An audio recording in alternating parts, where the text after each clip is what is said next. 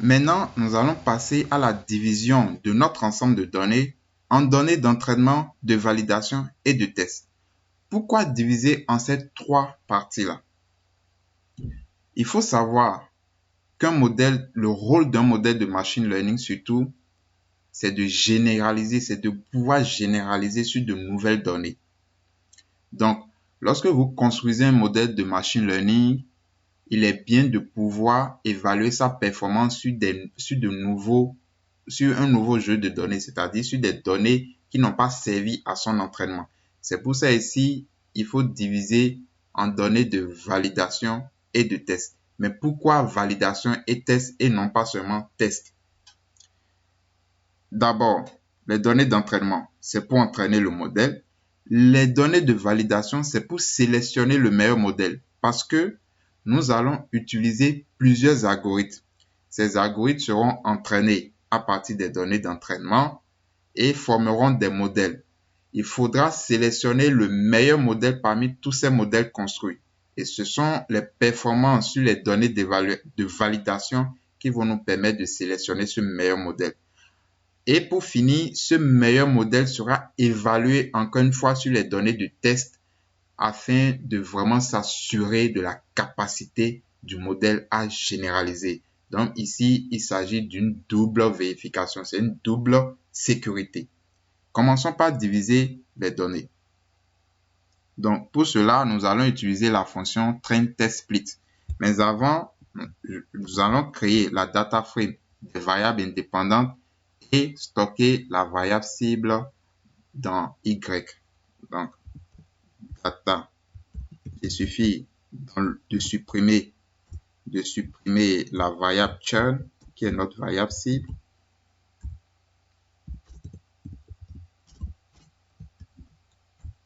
Et on va créer notre variable cible, donc tout simplement data churn. Ensuite, nous allons définir un seed pour s'assurer de la reproductibilité des résultats. Et nous pouvons maintenant diviser. Donc, isTrain, isTest, ytrain, ytest égale train split, d'accord, is y plus size. Les données d'entraînement doivent faire 60%, d'accord, donc le reste c'est 40%. Spécifier le random state pour s'assurer de la reproductibilité de cette division parce que la fonction train-test-split divise de manière aléatoire l'ensemble des données. Donc, si vous voulez qu'à chaque fois que vous exécutez votre code, que ce soit la même division, alors il faut spécifier une valeur pour random state. Et absolument un paramètre très important, surtout dans notre cas ici, c'est stratify égale Y. Pourquoi je définis cet argument? En fait, cet argument me permet de m'assurer que les proportions de personnes ayant résilié ou non leur contrat soient les mêmes dans les différents ensembles de données. Il ne faut pas oublier qu'on est ici face à un problème de déséquilibre de classe.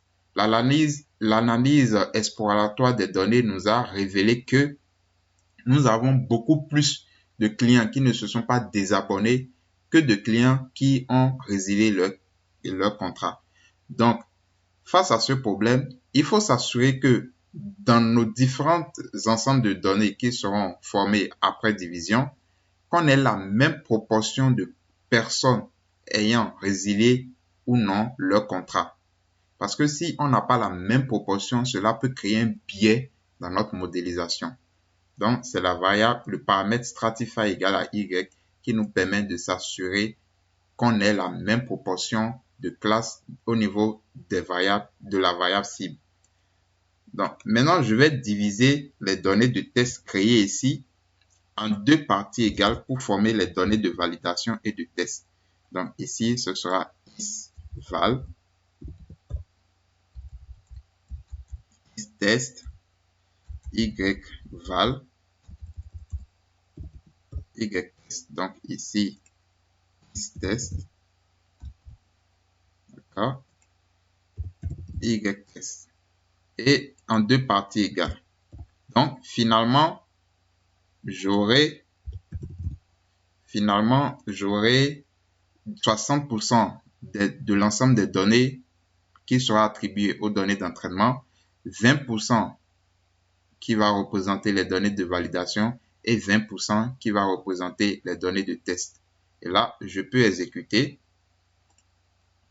Voilà. Donc, mes données sont créées, mes ensembles de données d'entraînement, de validation et de test sont créés. Je vais vérifier que j'ai la même fréquence des classes au niveau de chaque des variables cibles dans chaque ensemble de données.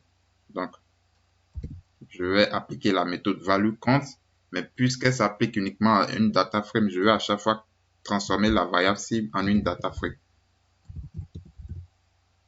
Tout simplement comme ceci. Maintenant, j'applique la méthode value count et je normalise pour afficher en proportion. Donc ça, on l'avait déjà dans l'analyse exploratoire. Donc, j'ai 13% de personnes qui ne se sont pas désabonnées et 26% de personnes qui se sont désabonnées. Je vois si j'ai les mêmes proportions dans YTrain, YVal, YTest. Donc, je copie juste ça. Je colle là. YTrain, j'exécute.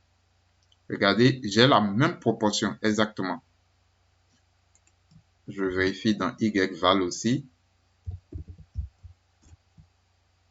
Même proportion et je vérifie finalement dans YTest, même proportion aussi.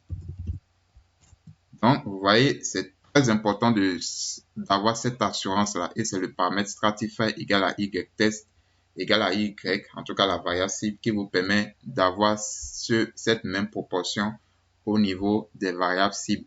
Donc, voilà comment vous divisez vos données, votre ensemble de données en données d'entraînement, de validation et de test.